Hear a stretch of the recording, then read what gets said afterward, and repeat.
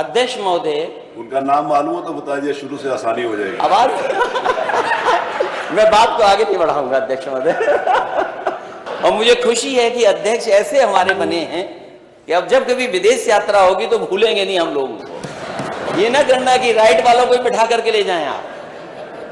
हालांकि राइट में कुछ ऐसे सदस्य हैं वो विदेश नहीं जाना चाहते, और सही बात है तो सही बात है, वो विदेश नहीं जाना चाहते।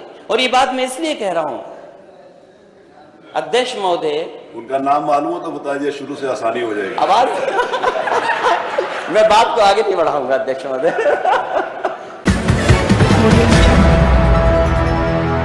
नेता प्रतिपक्ष नेता समाजवादी पार्टी आदरणीय, मुझे खुशी है कि आप आज उस पद पर बैठे हैं। मैं अपनी तरफ से, समाजवादी पार्टी की तरफ से और जितने भी हमारे विपक्ष के नेता हैं उनकी तरफ से मैं आपको बहुत बहुत बधाई और बहुत बहुत मुबारकबाद देना चाहता हूँ। नेता सदन ने बहुत सी चीज़ें विस्तार से आप रखी हैं, मैं अपने आप को भी उससे संबद्ध करता हूँ। और वहीं ये लोकतंत्र को मजबूत बनाने के लिए जो परंपरा चाहता था वो छिप जाया करता था, वो स्पीकर नहीं बनना चाहता था। और इसी लोकतंत्र को बचाने के लिए न जाने कितने स्पीकर कुर्बान हुए होंगे। मुझे खुशी है समय समय पे आपके संरक्षण की जरूरत होगी। लोकतंत्र की परंपराएं रही हैं कि सर्वसम्मति से ही अध्यक्ष चुना जाता है। मुझे खुशी है कि उस पद पर आप बैठे, उस पद को शोभित कर रहे हैं जहां पर निर्वहन करते हुए संसदीय इतिहास कायम किया है, जहां आप लगातार एक क्षेत्र से जीत करके आए। ऐसे बहुत सारे कम लोग होते हैं जो लगातार एक क्षेत्र में जीतते रहे। स्वाभाविक है वही सदस्य जीतता है जो जनता के बीच में लोकप्रिय हो। और ऐसे सदस्य जिनको हम पाकर के खुश हैं, जिनका बहुत बड़ा अनुभव रहा है। आप सदन में कई मौकों पर कई समितियों के सदस्य रहे हैं, जो मुझे बायोडाटा मिला है आपका।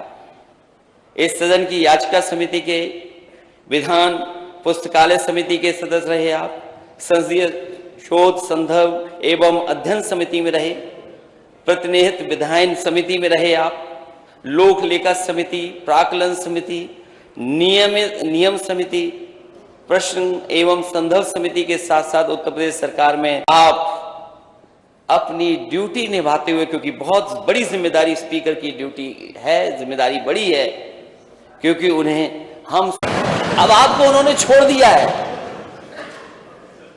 मुझे उम्मीद है निष्पक्ष हैं आप, और आपको अब छोड़ दिया उस स्थान पर। नहीं है कि नेता सदन ने जो कोरोना पे बात कही है, वो समय आएगा तो मैं कोरोना पे भी बात करूंगा, क्योंकि उस शहर से आप आए हैं जिस शहर ने कोरोना देखा था। और कैसा कोरोना देखा था, उस शहर के सेविंग अकाउंट बता सकते हैं कि अगर देश में सेविंग अकाउंट से पैसा कहीं अगर सबसे ज्यादा निकाला गया था तो वो कानपुर शहर था, आपका शहर था।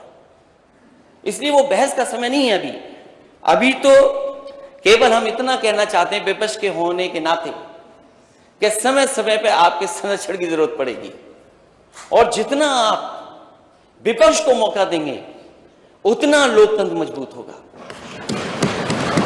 हमारे मंत्री कई बार जवाब नहीं दे पाते थे, मुझे खड़ा होना पड़ता था। इसलिए वो अनुभव आपके पास है, उस समय आपके संरक्षण की जरूरत पड़ेगी, क्योंकि आज इलेक्टेड गवर्नमेंट के आप स्पीकर हैं। हम सब महोदय, ये बात तो मुझे पहले जानकारी करनी थी। आपने प्रयास नहीं किया ना। और मुझे खुशी है कि अध्यक्ष ऐसे हमारे बने हैं कि अब जब कभी विदेश यात्रा होगी तो भूलेंगे नहीं हम लोगों को। ये ना करना कि राइट वालों को बिठा करके ले जाएं आप। हालांकि राइट में कुछ ऐसे सदस्य हैं वो विदेश नहीं जाना चाहते, और सही बात है तो सही बात है, वो विदेश नहीं जाना चाहते। और ये बात मैं इसलिए कह रहा हूं अध्यक्ष महोदय, उनका नाम मालूम हो तो बता दिया, शुरू से आसानी हो जाएगी। आवाज मैं बात को आगे नहीं बढ़ाऊंगा अध्यक्ष महोदय।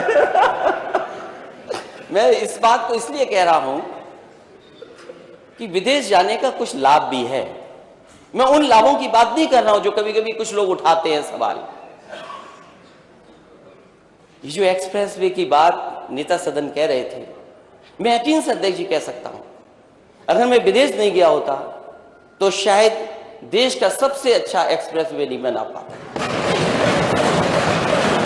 और मैं अगर विदेश नहीं गया होता तो शायद आपके शहर को भी मैं मेट्रो नहीं दे पाता।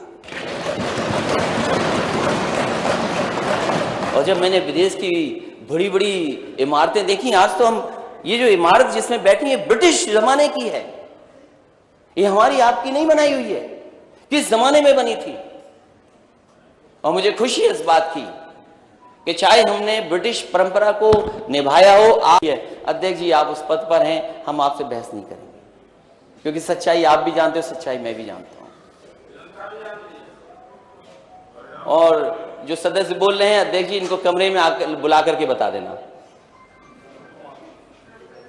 अध्यक्ष महोदय, जो माननीय सदस्य बोल रहे हैं, मैं आपसे कहूंगा कि अपने कमरे में बुला करके उन्हें दिखा दीजिए, तो शायद मेरी बात का यकीन न माने, आपकी बात का यकीन मान जाएंगे। मैं इन्हीं शब्दों के साथ मुझे खुशी है इस बात की कि एक बहुत अनुभवी व्यक्ति और एक ऐसे अध्यक्ष का मुझे बधाई और धन्यवाद देने का मौका मिला है जो समय और आज की परिस्थितियों को समझते हैं। वो जानते हैं हम दुनिया में कहाँ खड़े हैं, वो जानते हैं कि हमें कितने कठिन रास्ते आगे तय करने हैं। जिस प्रदेश में और जिस प्रदेश ने इतने प्रधानमंत्री दिए हो, उस प्रदेश का नौजवान अगर फांसी पर लटक जाए, वहीं हमारी जिम्मेदारी ये बनती है, अध्यक्ष महोदय आपके दिशा निर्देश में उत्तर प्रदेश कैसे खुशहाली और तरक्की के रास्ते पे जाए।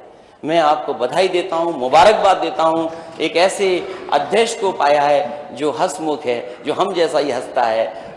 मुझे इस बात की खुशी है। मैं बहुत बहुत धन्यवाद देता हूं। दोस्तों, यूपी की धुआंधार राजनीतिक खबरों के लिए भारत एक सोच को सब्सक्राइब जरूर करिए और बगल वाली घंटी जरूर दबाइए, क्योंकि अगर आप एक बार नोटिफिकेशन बेल दबा देंगे तो आपको हमारे नए वीडियो की सूचना बिल्कुल मुफ्त में मिल जाएगी और आप जब चाहे जानकारी से भरा वीडियो अपनी मर्जी के मुताबिक देख पाएंगे। चलते हैं। जय भीम, जय भारत।